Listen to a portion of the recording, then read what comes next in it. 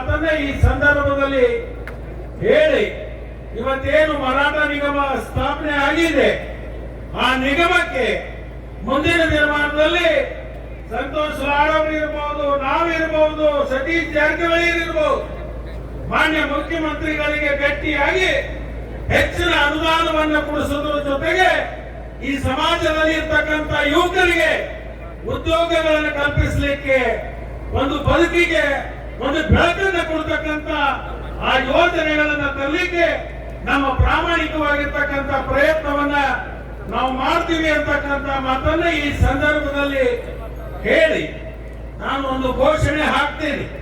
ಆ ಘೋಷಣೆಗೆ ನೀವೆಲ್ಲರೂ ಧ್ವನಿಗೊಳಿಸಬೇಕು ಅಂತ ಹೇಳಿ ಈ ಸಂದರ್ಭದಲ್ಲಿ ನಾನು ಕೇಳ್ಕೊತೀನಿ. ಜೈ ಭವಾನಿ, ಕೈ ಎತ್ತೋರೆ ಯಾಕೆ ಊಟಕ್ಕೆ ಹಸುವಾಗ್ಯದವ. ಏನಾಗಿತ್ತು, ಒಂದು ಊರೊಳಗ ಲಾಡಣ್ಣ, ಒಂದು ಊರೊಳಗ ಒಬ್ಬ ತೀರ್ ಹೋಗಿದ್ದು.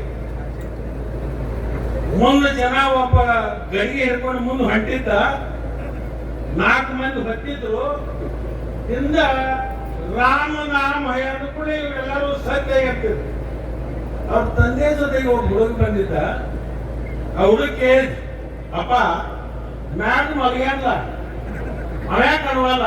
ಅವಾಗ ಅಪ್ಪ ಮಗು ಹೇಳ್ತಾನೆ, ಅವನು ಶಿವನ ಪಾದ ಸೇರನು ಅನ್ನಕ್ಕಾಗಂಗಿಲ್ಲ ಅಂತ. ಗೊತ್ತಾಗ್ತಿದ್ ಯಾಕೆ ಹೇಳಿ. ಜೈ ಭವಾನಿ, ಜೈ ಭವಾನಿ, ಜೈ ಶಿವಾಜಿ, ನಮಸ್ಕಾರ.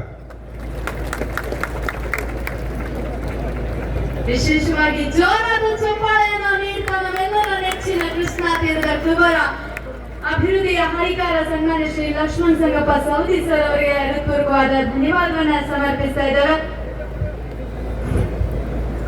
धन्यवाद आदरणीय सौदी साहेब. आणि यानंतर प्रत्येक वाघरांच्या काळजात बसले नाव